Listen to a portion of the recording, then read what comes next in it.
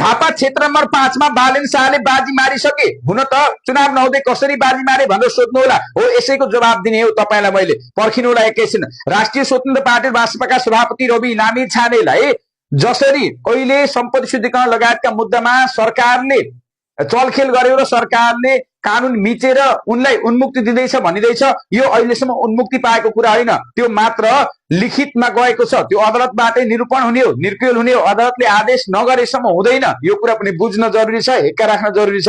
त्यतिकै हावाको तालमा नबोल्नुस्। अब तपाईहरुले यो भिडियोलाई अन्तिमसम्म हेर्नु होला, किनभने अत्यन्तै महत्त्वपूर्ण जानकारी छ। हामीलाई सब्स्क्राइब गर्नुभएको छैन भने सब्स्क्राइब गर्नुहोला। यदि तपाईहरुले टिकटक या फेसबुक माध्यमबाट हेर्दै हुनुहुन्छ भने पनि फलो गर्नका लागि विनम्र अनुरोध गर्न चाहन्छु। अब तपाईहरुले म बताउन चाहन्छु झापा क्षेत्र नम्बर 5 मा बालेन शाहले कसरी बाजी मारे। बाजी किन मारे भने झापा क्षेत्र नम्बर 5 केपी ओलीको लाल किल्ला हो, एरिया हो। केपी ओलीले ठप्पा लगाए पुग्छ, ओली उभिए हुन्छ, त्यहाँ एमालेको लाल किल्ला हो भन्ने गरिन्छ। यदि त्यसो हो भने केपी शर्मा ओलीको लाल किल्ला नै हो भने एमालेहरु किन यति डराएका?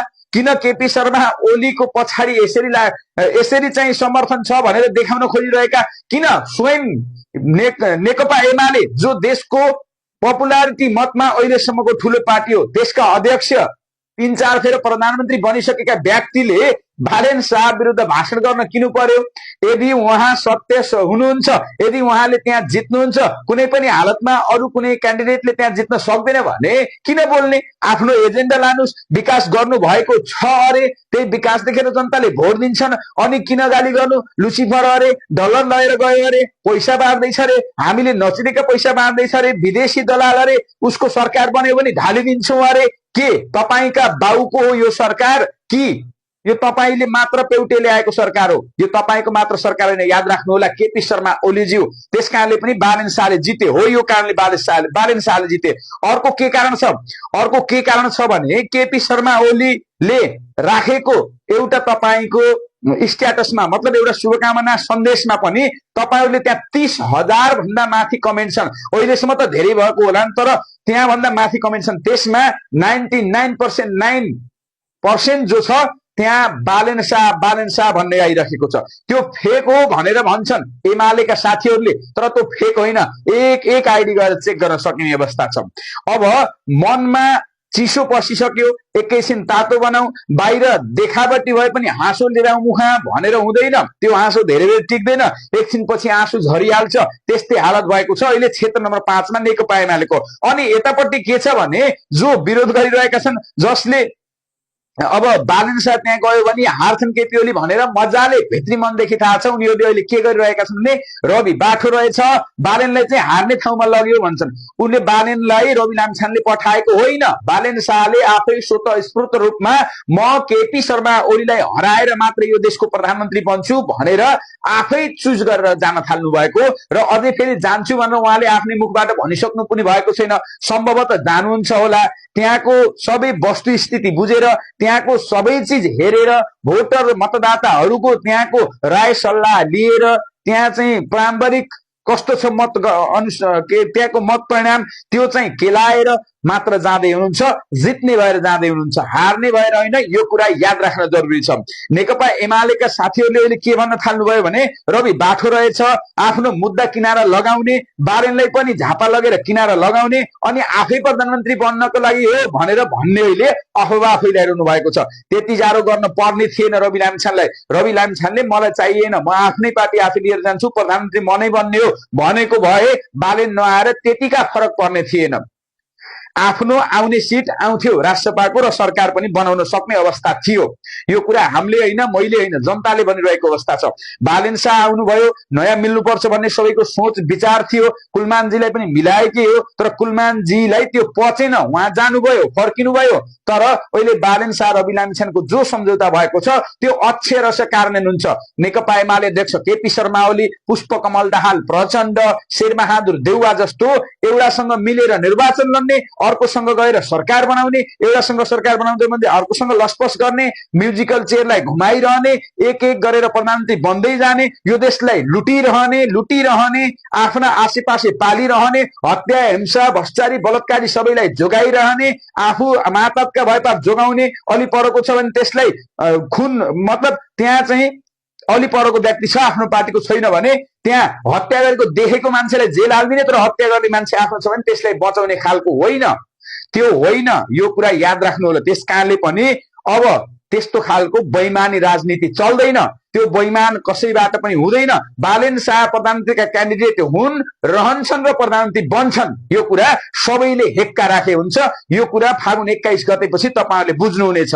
रवि लामिछानेले बालेन शाहलाई जाऊ है झापामा लड, केपी ओली विरुद्ध लड्नुपर्छ भनेर भनेको होइन। बालेन शाह स्वतः स्फूर्त रूपमा आफ्नो खुसीले जानु भएको, त्यसकारणले बालेन शाहलाई पठाएको। बालेन शाह लाटा रहेछन्, रवि लामिछाने बाठा रहेछन्, उनी आफू प्रधानमन्त्री बन्नलाई यस्तो गरे भन्नु यो भनेको के फुटाउने प्रयास मात्र हो। यो केटाकेटीलाई चलाए जस्तो हुँदैन, केटाकेटी होइन।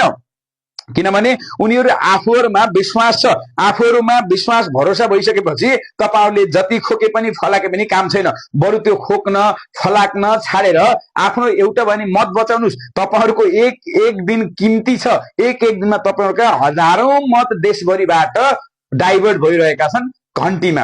यो कुरा मैले भनिरहेको होइन, तथ्याङ्कले भनेको छ, यहाँको सोशल मिडियाले देखाएको छ, गाउँ गाउँ चोक चोक गल्ली गल्लीको कुराकानीले देखाएको छ, जनताको बोली बोलीले देखाएको छ, हर चीजबाट थाहा छ। हुन त तपाईहरुलाई त्यही थाहा भएरै सहन नसकेर तपाईहरुले फोकिरहनु भएको छ, ओकलिरहनु भएको छ। अब सहज तरिकाले निर्वाचनमा भोट माग्न जाने कुनै बहाना पनि छैन, बहाना नै हरायो। अनेक बहाना हुन्थे, हरेक बहाना चल्थे, तर अहिले के बहाना बनाउने, के भनेर भोट माग्ने? जेनजी आन्दोलनमा ती युवाहरूको टाउकोमा छातीमा गोली हानेको म हुँ, मलाई भोट दिनुपर्छ, फेरि मैले त्यस्तै गोली हानेर मार्न सक्छु, यहाँ मान्छे धेरै भयो भनेर माग्ने, या फेरि के गर्न माग्ने? एजेन्डै छैन।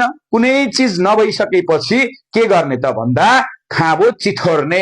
जब बिरालोले कसैलाई टोक्न सक्दैन भने खाबो चिथर्छ रे, केही नभेटाएपछि। मुसो खोज्छ मजाले, दुलाभित्र हात हाल्छ, तर दुलाभित्र जान बिरालो सक्दैन। मुसो दुलाभित्र पसिहाल्छ, त्यसले चाहिँ भित्र आफ्नो संसार बसाइहाल्छ, तर बाहिर बिरालोले खाबो चेथर्ने हो, खाबो चेथर्ने र आफ्ना नङ्ग्रालाई निकाल्ने हो। अनि मुसो बाहिर निस्किँदा नङ्ग्राहरू भाँचिसकेका हुन्छन्, घायल घाइते भइसकेको हुन्छ, अनि त्यसपछि त्यही मुसाले त्यही बिरालोलाई टोकिदिन्छ भन्ने जस्तो हो। त्यसकारणले अहिले डराइरहेको अवस्था छ। हिजो तपाईले देख्नुभयो केपी शर्मा ओली, हाम्रो बाहेक अरूको सरकार पनि हामी ढालिदिन्छौँ, आफूभन्दा अरूलाई विदेशी देख्ने विदेशी दलालहरू तिनै हुन्, विदेशी दलाल तिनै हुन्। जातीय राजनीति गर्ने हर्क साम्पाङ जस्ताहरू दलाल, विदेशी दलाल हुन्। धर्म बेचेर, धर्म संस्कृति बेचेर राजनीति गर्न खोज्ने विदेशी दलाल ती हुन्। हर्क साम्पाङले पनि धेरै नखोके हुन्छ। मैले यसभन्दा पहिलासम्म हर्क साम्पाङ राम्रो व्यक्ति होलान् भनेको थिएँ, समर्थन पनि थियो, सपोर्ट थियो। भोट त मैले हाल्थेँ हाल्दैन थिएँ, त्यो मेरो विचारको कुरा हो, तर समर्थन थियो। किनभने उनले चाहिँ श्रम संस्कृतिलाई मतलब श्रमलाई बढावा दिएका छन्, उनले माटोसँग प्रेम गरेका छन् जस्तो मलाई लाग्थ्यो। तर म भरममा रहेछु, यो भरम चिरियो। किनभने भरम धेरै बेर टिक्दैन, भरम भनेको केही समयको लागि मात्र हो। यो कुरा याद राख्न जरुरी छ सबैले। त्यस्तै राष्ट्रिय स्वतन्त्र पार्टी राष्ट्रपाका सभापति रवि लामिछानेको मुद्दाको विषयमा तपाईहरुलाई मैले एउटा लेख पढेर सुनाउन चाहन्छु। अन्त्यसम्म हेर्नुहोला र सुन्नुहोला, म तपाईहरुलाई यो चाहिँ स्मरण गराउन चाहन्छु। रवि लामिछाने कुनै पनि अर्थमा मुद्दा नै नचलाउन अथवा चलाउन नपाइने गरी उन्मुक्ति पाएको व्यक्ति होइनन्। न उनी संविधान र कानून भन्दा माथि छन्, न ओली देउवा जस्तै राज्य संयन्त्रलाई आफ्नो व्यक्तिगत सुरक्षा कवच बनाउने हैसियत र सामर्थ्य उनीसँग छ। उनी माथि कानून लाग्नु सक्छ, लाग्नु पर्छ र लाग्नु हुँदैन भन्ने छैन, यसमा विवाद नै छैन। लाग्नु नै पर्छ, कानून सबैमाथि बराबर हो। तर यहाँ समस्या कानून लागू भयो कि भएन भन्ने हो, कसरी किन र कसका लागि लागू भयो भन्ने कुरा हो। राज्यमा लामो समयदेखि हाली मुहाली गर्दै आएका राज्य सत्ताका सार्वजनिक स्रोतलाई निजी सम्पत्ति झैं प्रयोग गर्दै आएको व्यक्तिहरू विरुद्ध बोल्नु, उनीहरूको सार्वजनिक रूपमा आलोचना गर्नु र उनले गरेका संरचनागत दुरुपयोगलाई जनतामा उजागर गर्नु नै रवि लामिछानेको वास्तविक अपराध हो। यही कारणले उनको विरुद्धमा न्वारनदेखि नै राज्य सत्ताको पूर्ण प्रयोग गर्दै उनको राजनीतिक भविष्य समाप्त पार्ने उद्देश्य सहित प्रक्रिया अगाडि बढाइयो। उनका विरुद्ध चलेका मुद्दा सामान्य अभियोजन हुँदै होइनन्, थिएनन्। उनी विरुद्ध जायज नै नपर्नु, पूरक अभियोगको साथ अभियोजन गरिनु, कुनै अदालतमा ठगी मात्र चल्नु, कुनैमा संगठित अपराध सम्पत्ति शुद्धिकरण लगायतका सबै चल्नु, यति मात्र नभई चितवन जिल्ला अदालत लगायतका ठाउँहरूमा चल्नु त्यति मात्र नभएर चितवन जिल्ला लगायतका वकिलहरूलाई 100 दिन सरुवा तथा विभागीय कारबाही गर्ने लगायतका घृणित काम राज्य शक्तिबाट भएकै हो। यो कुरा कसैले भुलेको छैन, भुल्न पनि हुँदैन। यदि अभियोजनको मापदण्ड एउटै हुन्थ्यो भने राज्यको ढुकुटी दोहन गर्नेहरू, ठूला नीतिगत भ्रष्टाचारमा संलग्न र सत्ता दुरुपयोगको संरचनागत अपराधीहरू पहिला अनुसन्धानको घेरामा पर्नुपर्ने थियो। तर यस्तो भएन। बरु सत्तालाई प्रश्न गर्ने जनताका पक्षमा उभिने र राजनीति यथास्थितिलाई चुनौती दिने व्यक्तिलाई नै हाम्रो देशमा पहिलो निशाना बनाइन्छ। यो हेरिएको देखिएको कुरा हो। यसैले गर्दा यो मुद्दा व्यक्ति रवि लामिछानेको होइन, राज्यको दण्ड शक्ति कसरी प्रयोग गरिन्छ भन्ने हो। कानून यहाँ न्यायका लागि प्रयोग भएको थिएन, एउटै सन्देश दिनका लागि मात्र प्रयोग भएको थियो। जसले पुराना सत्ताको गुणगान गाउँदैन उसलाई यस्तै हुन्छ, उसलाई सराइन्छ, जलाइन्छ, जेल हालिन्छ, मारिन्छ, यो मात्र थियो सन्देश। चाहिने जति मुद्दामा मात्र चलाउनु पर्छ, अधिक होइन। यो सिद्धान्त अनुसार अधिक अभियोजन भएको अवस्थामा त्रुटि सच्याउन महाधिवक्ताको कार्यालयले स्वयं निवेदन दिने निर्णय गर्नु सकारात्मक कदम हो। यसले अभियोजन गर्ने संवैधानिक सीमा भित्र रहनुपर्छ भन्ने स्वीकृति पनि जनाउँछ। अब यो अभ्यास अपवादमा मात्र सीमित नरहोस्। भविष्यको राजनीतिक प्रतिशोधबाट प्रेरित अभियोजन कसैको विरुद्ध प्रयोग नहोस्। आज रवि लामिछानेको हकमा गलत ठहरिएका कुरा भोलि प्रतिशोध पुनः र अधिक अभियोजन भएमा ओली र देउवा जस्ता व्यक्तिहरूको हकमा पनि गलत नै ठहरिनु पर्छ। किनकि कानून व्यक्तिको हैसियत हेरेर होइन, समान मापदण्डमा लागू हुनुपर्छ। यो कुरा बुझ्न जरुरी छ। अन्ततः अभियोजनको उद्देश्य बदला होइन, न्याय मात्र हो। यो बुझाइ संस्थागत नहुँदासम्म देशले लय समात्दैन, देशमा सुशासन हुँदैन र देशमा कानून एकलाई अर्कोलाई बराबर हुन सक्दैन। यो कुरा हेक्का राख्न जरुरी छ। धन्यवाद। नमस्कार।